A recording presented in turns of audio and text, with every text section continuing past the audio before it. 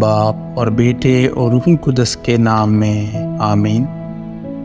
ہمارے لیے آج کی تلاوت آموس نبی کی کتاب، اس کا 9واں باب اور اس کی 11ویں آیت سے لے کر 15ویں آیت تک۔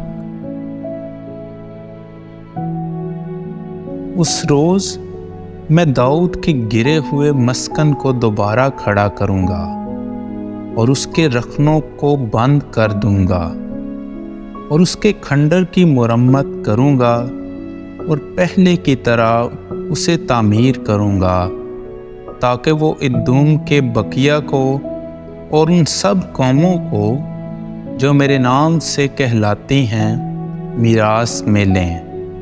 خداوند کا فرمان یوں ہی ہے، وہی کر دکھائے گا۔ دیکھ، وہ دن آتے ہیں، خداوند کا فرمان ہے، جن میں جوتنے والے کو کاٹنے والا اور انگور کچلنے والے کو بونے والا جا لے گا، اور پہاڑوں سے نئی مے ٹپکے گی اور سب ٹیلے گداز ہو جائیں گے، اور میں اپنی امت اسرائیل کی قسمت بدل دوں گا، تو وہ برباد شدہ شہروں کو تعمیر کریں گے اور ان میں بسیں گے اور تاکستان لگائیں گے اور ان کی مے پئیں گے اور باغ بنائیں گے اور ان کے پھل کھائیں گے۔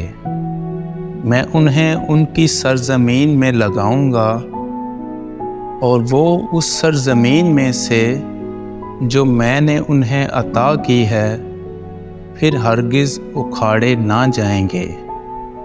خداوند تیرا خدا فرماتا ہے۔ پاک کلام کے پڑھے اور سنے جانے پر خدا کی برکت ہو۔